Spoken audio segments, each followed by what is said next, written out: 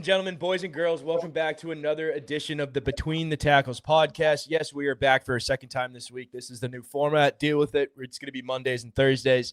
So Mondays will be a little bit of a recap. Thursdays will be a little bit of a look ahead. We got a fully loaded show as usual. Burge and Manish alongside as well. Before we get to the week ahead, let's cap this week off. Let's cap week 12 off real quick. Two definitive statements I have. Bucks, dead. Rams, best team in the league with a bullet. I don't really know what else to say. Yeah, I'll hop on that and say Matthew Stafford, in all likelihood, NFL MVP. I don't think there's any question about that at this point. The stretch of games he's put together has been incredible. No interceptions in that stretch. For the Bucks, it's kind of disappointing. You see Baker Mayfield get hurt with a sling on his non-throwing shoulder. They seem like they might be this year's like Detroit Lions, the team that really started off good, but then by the end was just completely ravished by injuries. Yeah, and I think I don't know. I don't know. Todd Bowles is like obviously proven to be like a good NFL head coach, like small G good NFL head coach, very serviceable, good head coach. But like, dude, putting Baker back in to throw that Hail Mary is some of the most negligent coaching I've seen at any level of sports. I think that's at some point you have to save guys from themselves, and I think Baker is exactly that guy. Go ahead. Yeah, it's interesting. I think given what we know now, it really didn't make much sense to have Baker in there for that Hail Mary. I don't know what the communication was between Baker, the doctors, and Todd Bowles before that. Initially when he got hurt, he did come back in and play. So if it was really bothering him, he probably wouldn't have told Bowles, but it would be incumbent upon the medical staff to give the head coach an update about, what's the severity of this injury? Can he play the rest of the game? Do you need to be cautious with it? Those are important conversations that needed to be had on the sideline. Maybe they happened, maybe they didn't, but if they did happen and they kept Baker in there for that final play, it's a little bit curious. I saw people saying, "What's the big deal? It's not a throwing shoulder too." But like, if you think about like the proper like NFL like proper football throwing mechanics, like ripping your front like part of your body open to like turn and get velocity on the ball is like a huge thing. Mm-hmm. And like also like a lot of what quarterbacks do, especially Baker Mayfield, who's like he's an athletic guy, but I the best part about his game is his ability to be a pocket passer and step up in the pocket, and like stepping up into guys rushing into you with your front shoulder, like being injured, is probably something that like you can it's probably really tough to get off your mind, really tough to play around. But yeah, I don't know. That was kind of a stinker on Monday night, on Sunday night. Oh no, was that Monday night? Yeah, that was Sunday night. That was Sunday night. Who played Monday night? Why am I getting myself mixed up? The Niners and the Panthers. Yes, the Niners and the Panthers. You guys have any thoughts about that game? They were clamoring for Mac Jones in the friggin' second quarter of that game, which is sad in itself. Just a lot of turnovers. Purdy with 3 in the first half. Bryce Young, ended the game with 2. It just seemed like it was kind of just a nothing burger game. I didn't end up watching this one because I don't get ESPN in my house. But yeah, just watching the stat line with Brock Purdy, I mean, I can understand why the fans were clamoring for Mac Jones. Yeah, dude, that's just, I feel like in that Shanahan offense, you basically just like don't turn the ball over, get what's there, and like you just have to like you can't like play outside the frame of the offense. And I feel like sometimes Purdy tries to do too much and play a little over his head. Yeah, they gave that guy like $200 million guaranteed, right? Didn't they just pay him? Anyway, yeah. Burge, bust out the spreadsheet. Let's get weird. All right, it was an interesting week. Manish, the clear winner of the week, 3-0. I think might have been for the first time this year. First time going 3-0 season. Whoa. Yeah. I'm pretty sure that happened at some point in the past. No. That is your first 3. You had a 2-1. In my mind, it happened. I felt I should have gone 3-0 many, many times. Well, 2-0-1 is technically undefeated, right? So he's been undefeated before. Well, hasn't had a clean sweep, but he has put together a good stretch of wins the last 2 weeks. 5-1 over the last 2 weeks. Joe 1-2, and I finished the week 2-1. Overall records: Joe in the basement by 1 game, 15-20-1. Manish 16-19-1. I am at 19-17, so just above really 500. Good. That's good, Burge. Yeah, so we're right there. Going into this week here, my first game that I am going to pick is against Manish's team, and I'm going to pick the Chicago Bears, who are +7 against the Philadelphia Eagles in Philadelphia. We talked a little bit on the last episode about the performance of the Philadelphia Eagles blowing that 21-point lead to Dallas. Manish, has been very vocal on this podcast about his disdain for the offensive play as well as the defensive play in Philadelphia. So, and we also talked about the Bears. The Bears are surprisingly 8-3. They're playing well with Caleb Williams and Ben Johnson there, and I like the points in this. I mean, the Bears may not win this, but I like them to cover the touchdown spread on the road there. So the Bears are my first pick. My second pick, Wait, hold on a second. I want to say something about the Bears here, dude. I think Go ahead. dude, I love what the Bears are putting together, and I hope they keep winning because I think the compelling story about the 2024 draft class is only going to get better, especially if Jaden Daniels comes back and has a representative year next year. I don't know. I'm always I just think I just think it would be a very cool story if all three of those quarterbacks in the top three end up being a pretty legitimate franchise player. Definitely agree with that. I mean, it's going to be a great storyline down the stretch here. Second pick, I'm going back with a team I've picked quite a few times this season. It's the LA Chargers. They are at home versus the lowly Raiders. This is kind of a pick against bad team pick, like Joe did either last week or the week before. The Raiders are a mess. They fired their offensive coordinator and I think brought back the offensive coordinator. I can't remember the guy's name, but he was previously the offensive coordinator for the Raiders at some point in the past. They're just an absolute mess of a franchise right now. Mark Davis can't get out of his own way with firing coaches and paying these guys. I think Chip Kelly was the highest paid coordinator going into this season and just didn't work out there for the Raiders. The Chargers, they're starting to get a little bit healthier. I think Marion Hampton was activated or at least designated to return from IR, I think as of today, which is going to be a huge help for them down the stretch. I mean, Vidal has filled in pretty well there, but Hampton definitely is the clear-cut number one running back for Justin Herbert's offense there. I like them. They're -9.5 at home. It's a gut pick for me. So give me the Chargers. My lock of the week. Wait, real quick before you get to that, Birch. I'm sorry. At what point do we start getting on Brady in Vegas? Wasn't he brought in to have some expertise and organizational excellence and kind of stop the embarrassment from you know what I mean? Like he's brought in like an Elway type, like in Denver. He's brought in to be, he's brought in to be the Don. You know what I mean? He's brought in to I feel like he was supposed to be playing that role, dude. They showed him, what was it, week 1 or 2? He's in the booth with a headset on. At what point can we get on Tom? I mean, we probably could start. I mean, he's wearing a couple of different hats right now, being in the announcer booth and as a part owner of a team. I mean, this is his first year of ownership, if I'm not mistaken, right? His first year. And so we talk about not getting on coaches and everything, too early. Let's give him some time to maybe bring some of his experience into that organization. But I mean, the Raiders have been such a mess for such a long time that even just bringing in a guy like him as a former player, as an owner, even if he's the greatest of all time, how much of a difference is that really going to make there for them? So obviously not enough. No, clearly. Lock of the week. I'm taking the Atlanta Falcons -2.5 at the New York Jets. Again, another situation where I'm picking against a really bad team. The Jets, we kind of talked about it in our group chat about how they've been out whining, talking a little bit too much. It's just another disgraceful organization from top to bottom, starting with Woody Johnson at the owner, all the way down right now. The talent on the roster, they're just a bad team.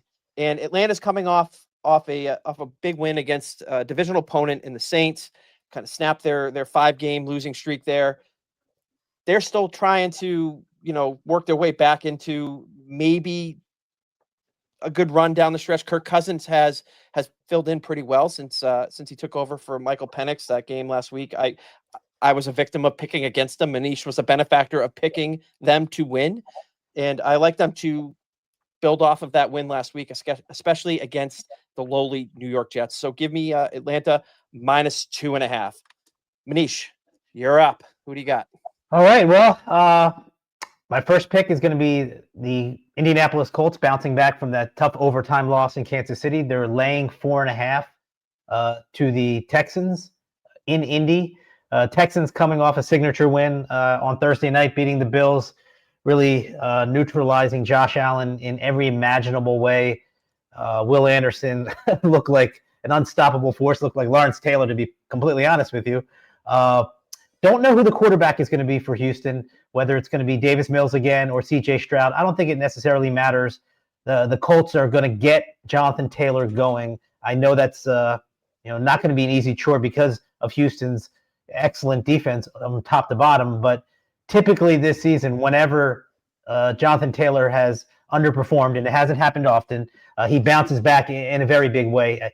In all but one game in which he had under 100 yards rushing, he had over 100 the following week. And in his worst game a couple weeks back against Pittsburgh, when he had under 50 yards rushing, he bounced back with over 200 yards and 3 touchdowns in that overseas overtime win against the Falcons. So I would anticipate a heavy dose of Jonathan Taylor. I anticipate him getting right, even though he's going up against a formidable defense. Because regardless of the outcome last week, the Colts controlled much of that game in Arrowhead. They're for real. They didn't win last week, but they are definitely for real. And I would be surprised if they drop their second in a row, 8-3. I anticipate them winning their 9th game by the end of the weekend. My second game is another relatively large number that I'm laying. Denver on the road Sunday night, laying 6.5 to the Washington Commanders. The Commanders' defense is a complete joke. 31st in total defense. Only the Bengals are worse. They're among the handful of worst teams against the run, among the handful of worst teams against the pass. They can't stop anybody. And even though the Broncos haven't blown very many teams out, 7 of their 9 wins have been by 1 possession. So they're typically white knucklers. I just think their defense is way too good for them to lose this game. I think Bo Nix can move the ball against this fairly porous Commanders defense. RJ Harvey didn't really get going as the primary back before their bye week.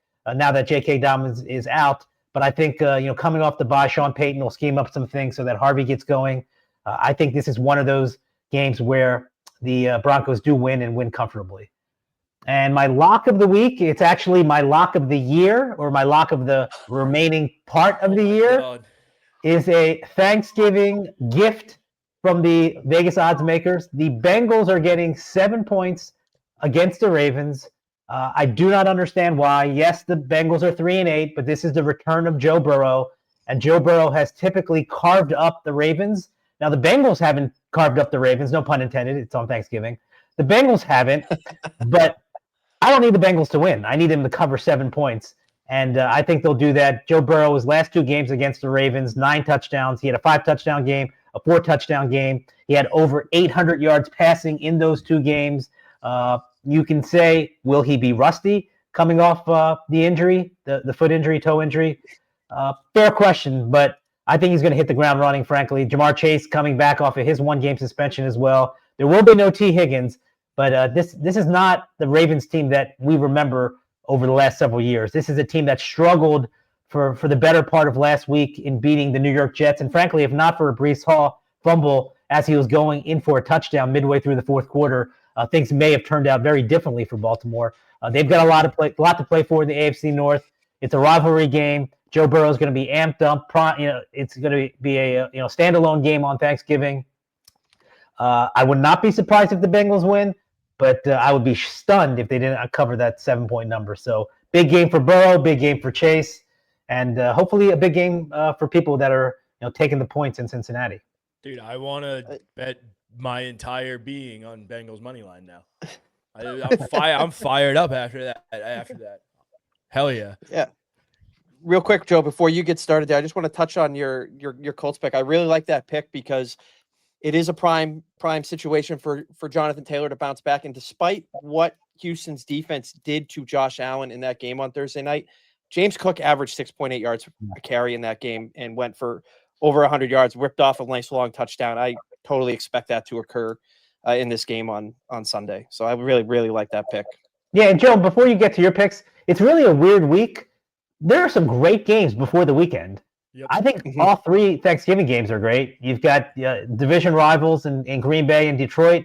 You've got the Dallas Cowboys who are back fighting for a playoff spot against the Chiefs who are fighting for their lives. And then you've got that Bengals-Ravens rivalry. And then on Black Friday, you've got two 8-3 teams in Chicago and Philadelphia. I'm not a big fan of the Sunday slate or the Monday night slate, but the 4 games before we hit the weekend are going to be pretty fun. The Jackson Dart versus Drake May Bowl. Monday night's pretty sweet as well. Well, speaking of the loaded Thanksgiving slate, my first pick is going to be Detroit -2.5 at home against the Packers. Detroit's got to get right at some point. Jared Goff has a 15 QBR the last 2 or 3 weeks, so I expect him to bounce back at home. That stadium's going to be absolutely rocking on Thanksgiving. The Packers, the Packers remind me of that team that's just loaded, that just can't put it together at the same time. They have 1 week where the defense plays really well and they win a game 13-10. They have 1 week where the offense plays really well and they score 40 points, but they can't hold their opponent. They can't hold their opponent. It just feels like they can't put it together. It feels like Detroit might be catching them at the right time. They are playing at home. This is a rivalry game. I think it's gonna be tight, but I think Detroit can pull it out, laying the 2.5. So give me Detroit -2.5 at home versus Packers on Thanksgiving. A little later in the day on Thanksgiving, give me Dallas +3 at home versus KC. I'm not 100% sure that I would take Dallas money line here. I know it's a short spread, but KC has been winning by the skin of their teeth. I wouldn't be surprised if this is another game where KC is lining up for a field goal down 1 or 2 points and coming out of there with a 1 or 2 point victory. Dallas is a home dog. I love betting on home dogs. I'll probably put Dallas money line and some kind of parlay for the weekend. But it was a little bit scary watching KC's running game get going and then going into Dallas, where their defense has been pretty poor this year. But they have been coming on lately with their trade deadline acquisition. So give me Dallas plus the points, +3 at home versus KC on Thanksgiving. And then my lock of the week, dare I say lock of the millennia. Give me Jacksonville -6.5 at Tennessee. We've been talking for the entirety of, I think all of my Jacksonville talk the last couple of weeks has been based around their running game.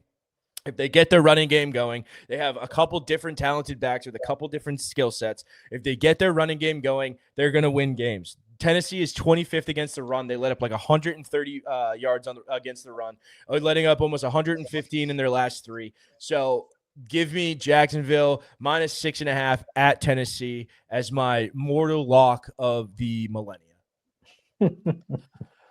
Hard to come back from that if you're not right, Joe. Dude, if this pick doesn't hit, I'm gonna have. All right, here's what we'll do. Let's do another podcast bet. All right, here's what we're gonna do for the rest of the year. Boy. If this mortal lock of the millennia, Jacksonville -6.5.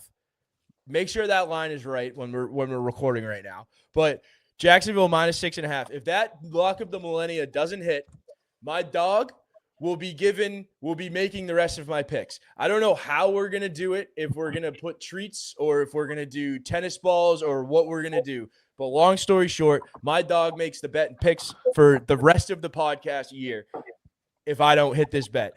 To go even further, I will place those bets myself that my dog picks. So, yeah, I like that's what that. we're putting on the line for the mortal like locker. 1 unit on every pick every week from Farley, and we will use those for the podcast picks as well. Yep, that's Man. the mortal lock of the millennia punishment if it doesn't hit. I'm really hoping this doesn't hit. I want the Farley picks on the podcast, and I want the video evidence of these picks to come out too. I'm actively rooting for the Tennessee Titans now. That's now. See, I knew that was going to come back around and bite me in the ass, like it always does. But anyways, let's get into our power rankings for the week. Manish, we got a new team at number 5. We do. We have the Sam Darnold-led Seattle Seahawks coming off a misleading final score of a game. They dominated against Tennessee. Tennessee added some window dressing toward the end to make it a 1-score defeat technically, but by and large, the Titans were really not in this game for much of the game. Look, I really like what Seattle's doing. They've flown under the radar for much of the first couple months of the season. They are essentially in a dead heat with the Lions for the second most potent offense in football, points per game, only behind the Indianapolis Colts. They're a top 10 offense, racking up yards.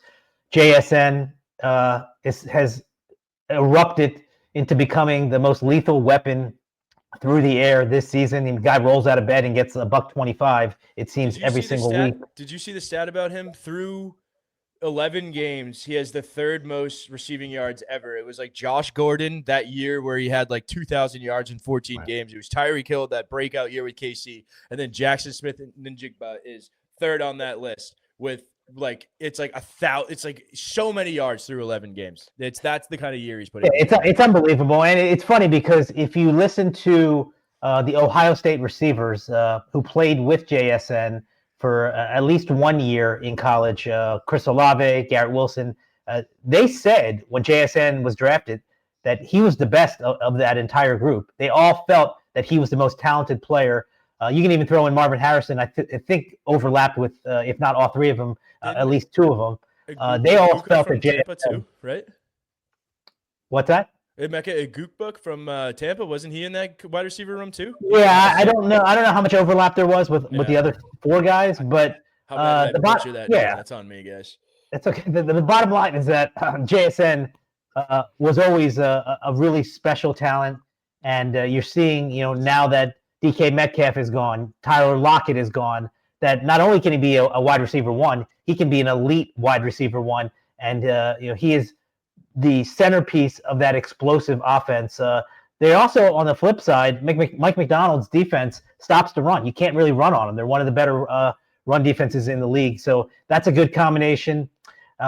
This week is a Sam Darnold revenge game against the Vikings. I think they'll handle them. After that, they've got Atlanta. I think they'll win that game as well. So, again, not necessarily a sexy team. They play out Pacific Northwest. There's an East Coast bias. You kind of forget about those teams. But they've put together a tremendous season. They've exceeded what I thought they would be. With a new quarterback, with a head coach, who still had a lot of proving to do. But right now, to me, they're worthy of a top 5 ranking. I actually thought they were worthy of a top 5 ranking, probably at any point in the last couple weeks as well. But for now, they're a legit team, and if not for the Rams, they'd be leading that division. They did play together 2 years at Ohio State. Just had to look that up. But yeah, the Seahawks there. I really hope that it's not one of the. I really hope that Darnold puts it together in the playoffs, because they could be a pretty formidable opponent. They're a really well-rounded team. They can win a couple different ways on offense. Speaking of a well-rounded team that can win a couple different ways, we got the Colts weighing in at number 4 this week. We didn't want to dock them too hard for losing by a point in Arrowhead. Or 3 points in Arrowhead. So, I really don't have much to say about the Colts. I think they still have a lot to prove. I think they're a legitimate team. They're a legitimate deep threat playoff team. I don't think there's any qualms about that. I don't have any qualms about that, at least. But Jonathan Taylor shut down again. That's the only way you really beat this team, is you really hold him to under his averages. And that's exactly what the Colts did. I mean, that's exactly what KC did. But I expect them to get back on track. I expect them to obviously win that division, host a playoff game, and all that good stuff. So I don't think docking the Colts too much for the win at KC would have been fair to them in the season they've put together. There are some concerning stats out there when you look at the first I think it was first 8 games of the season versus the last 6 or something like that. It's not as pretty, but I think that the Colts, they have the good foundation, like a running game and a defense, to make a deep run in the playoffs. So we're gonna have the Colts at 4 this week. Burge, get the party streamers. I want a piñata the size of my freaking couch tied to the ceiling in my living room. I want all the Crisco. I want no pants. Talk to me. I think the biggest win about the Patriots being at 3 this week is that you and I finally got Manish to move off of them at 5. He finally opened the door for us to say, I don't care. I don't care. Should have cracked the door. And now it's going right up the list.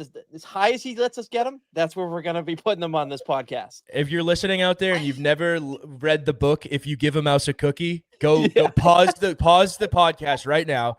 Go read the children's book, To Give a Mouse a Cookie, and then come back to this very point and keep listening. Burge, go. That's a great reference. It's a great. We got the Pats at 3. They're coming off a win against the Cincinnati Bengals, where they beat them 26-20 on the road. This team keeps winning. They're firing off the wins. I think that our biggest concern with the Patriots is their health and depth on the roster. I think that's going to be this team's Achilles heel if it has one down the stretch.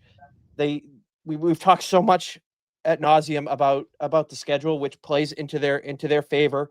Especially as they face these injuries.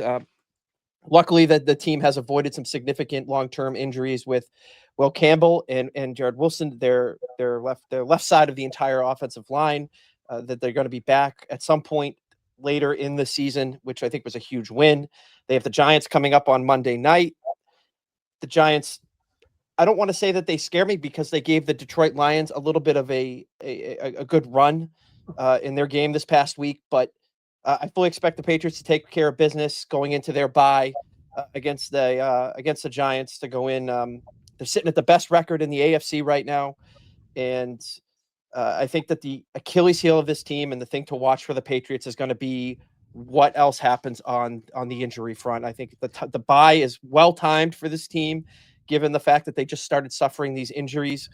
So we'll have to see where it plays down the stretch. They got a big divisional game in December against the Buffalo Bills up in Foxborough, which could be for the division, the opportunity for the Patriots to clinch the AFC East, given how the Giants game goes here. So a lot to come on them. I love what they're doing. Joe, we've talked about it. This is house money for us. We're just pumped that we're in this spot after the last 4 or 5 seasons that we had to endure, and hosting a home playoff game. Here we go. We're back. I need a shower. So friggin' love this team. So they do have the most wins in the NFL. They played more games than many teams in the NFL. They only have 2 wins against teams with a winning record. So 2 of their 10 wins are against teams with a winning record. One had a 6-5 record. Those 2 wins were combined 8 points. So it's not like they're even dominating teams with winning records. They're vastly improved, and they should be a playoff team. They deserve that. Their quarterback is playing exceptional for the most part. The head coach has done an incredible job. Offensive coordinator, incredible job. And I understand what the power rankings are. You can't leave off a 10-win team in the top 5, but they're squeaking by a lot of very bad teams. They barely beat the Bengals a few days ago, a Bengals team without Joe Burrow, Jamar Chase, and T. Higgins during a pivotal 5-minute stretch at the end of that game. So I don't even know did Trey Hendrickson even play? I don't even know if any player of relevance played for the Bengals, and they barely beat Cincinnati. And that's just a reality. You guys can talk about, how they won by 2 scores against the Jets, but we all watched that game. That wasn't any kind of blowout. The Jets were actually in that game for most of the game. They beat the Falcons because the Falcons missed an extra point. These are all facts. There's also a fact that they're 10-2, so you cannot deny that. But to act as if that they're back, I mean, they're much better than they've been. They're relevant, clearly.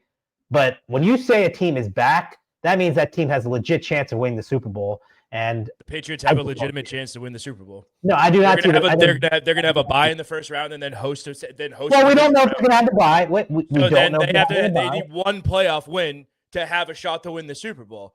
I don't know how that. I feel like that is less crazy to say than saying they're not a Super Bowl contender. They have the best record in the conference, and they've beaten two teams that we've had in the top 5 this year, and then another team with a winning record, and then another team. First of all, I just don't understand. I understand where you're coming from, but I just think that you're being a little disingenuous saying that they're feasting on bottom feeders and they're not going to be. They're not a legitimate Super Bowl threat. First of all, they absolutely are feasting on bottom feeders. They've played. First of all, they're not even feasting. We beat the fucking Bengals by 6 points. They're feasting on bottom feeders. Feasting means wins, not winning by 5, 10, 15. That's what the term means. They're feasting, meaning that they are taking advantage of playing teams that are bad. It's not their fault. They have a last place schedule because they were horrible last year. These are all facts. And I'm not discounting the job that they did because they're winning these games. But when you're talking about, can this team legitimately win a Super Bowl in 2025? Are they quote unquote back? They're back from the dregs of the league, I absolutely agree with that. But they are not one of the top 2 or 3 teams in the NFL. They're 3 in our power rankings through 12 weeks of the 2025 season. That's all true. Carson Wentz was an MVP candidate through 12 weeks. What is that worth? It's worth nothing. It's great for conversation, but the truth of the matter is they have beaten 2 teams who have a winning record by a total of 8 points. That's not me saying that they're bad. That's me saying they beat 2 teams with a winning record. That means they've beaten 7 teams with a losing record and 1 team that is 500. That's all factually accurate. It's funny that you say that we're not back because everybody's hating on the Pats. That means they're we're back. not. No, we're in everyone's head. No, hold on. This no, makes me so happy. You can't give the Pats credit. You have to discredit it. That means we're back. I don't care what your definition of back is. My definition of back is bringing out all the Pats haters, nitpicking at everything they do. Okay. We'll see you in January. That's all I'm saying. All right, do you want to get to the next team who also has a bottom 10 strength of schedule and beat the Raiders by 3 points on Thursday Night Football two weeks ago? Are you going to bring that up? Okay. Are you finished? Are you finished? Now I am. Okay. This is a term that I just really don't like. It has nothing to do with the Patriots. It has nothing to do with the Eagles. It has nothing to do with any team. If you're critical of somebody or a team, that does not mean that you're a hater. Hater to me is an oversimplified term, and it's a lazy term. I'm being perfectly honest with you. It's a lazy term. I am not being a hater. I am simply pointing out, after making it abundantly clear, that I think the quarterback has been exceptional. The head coach has done a terrific job in turning around the culture, and the offensive coordinator has done wonders with the young quarterback who has been exceptional. I have stated that, but at the notion that they are some sort of dominant team, and maybe it's just our definitions. You guys are completely biased. I'm not a Patriots hater or a Patriots lover. I'm neither. I'm not on the extreme. You guys are clearly on the extreme. What I will say is that just because you guys have reversed course, which you should be lauded for, everybody should laud. If you're an objective NFL fan, you should laud the Patriots for reversing course. But the problem that I have, not only with Patriots fans in this particular discussion, but with Eagles fans, I'm from Philadelphia. I'm born and raised a Philadelphia Eagles fan. The problem I have with Eagles fans even, and they actually won the Super Bowl last year, is that there's this tendency to take everything to an extreme. And for Eagles fans, it's, well, we're starting a dynasty. Well, you once won Super Bowl. You're not starting a dynasty. And in this particular case, it's Patriots fans. We're back. And again, maybe our definitions of back are different. And evidently it appears that way. But when I hear somebody say a team is back, that means there are going to be a problem in the current year. I do not believe that. We'll disagree with that. And I think all 3 of us can agree that 2 of the 3 of us, when we talk about the Patriots, are biased and 1 is not. I don't hate the Patriots. I just don't. You 2 are biased and I'm objective as always. Anyways, let's get to number 2, Manish. I catch a stray there. Yeah. The Broncos. So for all the reasons I outlined, picking the Broncos, laying the 6.5, exceptional defense. They're coming off the bye week. Playing kind of a joker team in the Washington Commanders. A Super Bowl winning head coach who has proven that he can go the distance. And we talked about this before we started recording. I'm not sold on the Broncos. Frankly, I'm not sold on anyone other than the team that's going to be number 1 on our list. All of these teams have flaws.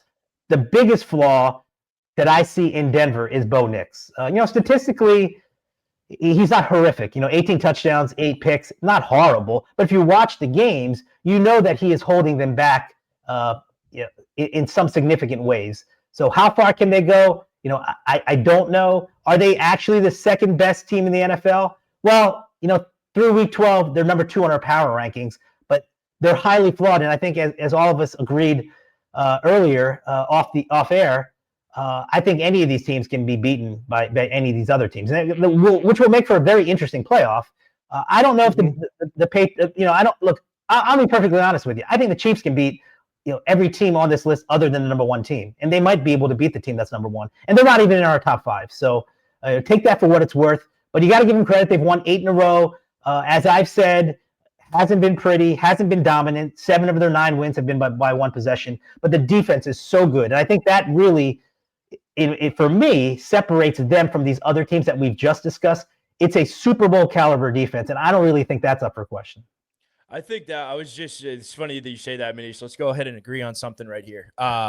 Let's break some bread. Let's find some common ground. I totally agree. I think the biggest difference, why I agree with the Broncos over the Pats and the Broncos over any of these teams, is that even though the Seahawks offense is elite, I just think the Sam Darnold factor still looms over their head. I don't think there's any of that with the Broncos defense. If you had to take on any unit, offense or defense, like besides the Rams offense this year, it's got to be the Broncos defense. Like they're a dominant unit. They can rush the passer. They can defend the pass. They're a top 10 defense against the run. And I think, just to play devil's advocate against myself a second ago, I need the Patriots to keep winning, because I think going to Arrowhead is where the season goes to die, as it usually does when the Patriots go to Arrowhead. Doesn't matter if we have fucking Steve Grogan, Bledsoe, Brady, Mac Jones, or Drake May as quarterback. It never goes well in Denver. Burge, any Broncos thoughts? They're undefeated at home this year too, and I was going to touch on the whole at home. Yep. The home field thing is real. The elevation is real, and I know it may be coming at it from a quote unquote biased point of view, but the Patriots through their entire dynasty had real problems going up to Denver to play Denver there. I was where the Champ Bailey, Ben Watson play happened. They lost that game. They lost to Peyton Manning up there. It's a house of horrors for the Patriots, and I think that the elevation plays a significant part in that. And I would not want to be any of these teams having to go to Denver in late January in the AFC Championship game against that defense, because I agree with Manish when you're talking about the defense there. They are a real threat. I was pretty bullish on the Broncos, early on, where I was not a believer in them, but after seeing their defense over the last few weeks, you're spot on with them being a Super Bowl caliber defense, with Bo Nix being the potential weak link there. That's another team that's just like if they get a legitimate core, dude, even like the pieces around Bo Nix on offense aren't bad at all. Like I feel like they have some reliable pass catchers or some decent backs. I don't know why. That'd be a pretty attractive destination if I was like a quarterback looking to go like steal a ring.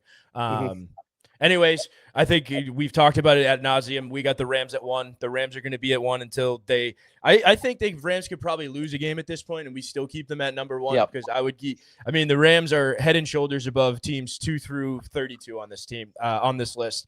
They have it absolutely going. Like Matt Stafford his hair is on fire. They absolutely kick the absolute dog crap out of Baker Mayfield. They're just a well-rounded team. They can run even though they have a lot of injuries in their backfield, they're still able to run the ball. Their short passing game is sucking up a lot of their short yardage work. They have 2 elite pass catchers. They had one tight end go down. They have a tight end right behind him to pick up the slack. They're loaded on defense. They're young on defense. I don't know. There's so many things you could say about this Rams team that we've said every single week. They just keep on rolling. Yeah, I mean, I'm looking at their schedule. There's 2 games on there that would be circled for me to watch with the Rams, and that's when they host the Lions, and then a Thursday night game right after that up in Seattle. And I think that those 2 games are gonna be great to see, where probably more of a measuring stick game for the Lions and the Seahawks. I mean, that division, the NFC West, is going to be fantastic to watch down the stretch. There's a few fantastic matchups in December for that division. That really get a gauge on those teams. That Rams-Seahawks game could be for the division and the number 1 seed in the NFC, right? Yeah. Could be on the table at that point. So, yeah, I mean, we've talked about the Rams quite a bit. They have the MVP. They've been playing unbelievable on both sides of the ball. And I think like we've agreed on, like they're the consensus best team in the league. And probably, for me, the only team that I have a hard time finding a flaw for. Agreed. Manish, you want to hit me with a sleeper? Oh yeah, I'm going to a team that I think most people go to when they're looking to start fantasy football players. That's the New York Jets. Who wouldn't want a piece of the Jets? I mean, you got to get a piece of the Jets, right? Now I'm gonna go with John Mechie. Great story for everything that he overcame health-wise. He had a form of blood cancer, overcame that, and honestly, a really nice deadline trade by Darren Muji. He got Mechie for Michael Carter, the slot corner who played fairly well the first couple years of his career, but had been dealing with injuries and fallen out of favor with the new coaching staff. And I don't know what John Mechie's going to ultimately be. They're decimated at the wide receiver position. Garrett Wilson, probably won't come back this season. So they got Adonai Mitchell and John Mechie as their top two guys. Tyrod Taylor throwing to him. So, he's going to get opportunities. Had a good game last week, 60 yards and a touchdown. I just think that the targets will be there for him because there's not that many options that Tyrod Taylor has. So if you're looking for, a desperation guy to throw in your flex, I think you can do a lot worse than John Mechie. Didn't Michael Carter make a huge error in the Eagles game against the Cowboys too? So like salt in the wound as well. And the long catch and run, the George Pickens set up the game-winning field goal. He knocked into his own player. Yes, he knocked into Quinyon Mitchell, and I think that's more of a case of not having the practice reps. It's a matter of whether he's supposed to go under Mitchell without getting too technical or over Mitchell. There's a little confusion there, and he essentially just picked Mitchell, and that ultimately proved costly for the Eagles. Bursch, what do you got for me? I need a flex. I need a flex play, a kid. I did a deep dive here, and the guy that I'm calling my sleeper is Parker Washington with the Jaguars. He's coming off a game where he had 5 receptions, 70 yards, and a touchdown. Brian Thomas is working his way back from injury. Not sure how much he'll be involved coming back from injury for the Jaguars. Parker Washington's available in over 50 to 60% of your leagues out there. If you need a flex play here, I think he's a guy. He's put together a few good games in Brian Thomas's absence. I think he could be a hit this week playing against the Tennessee Titans, a team that allows quite a bit of fantasy points to wide receivers. Love that.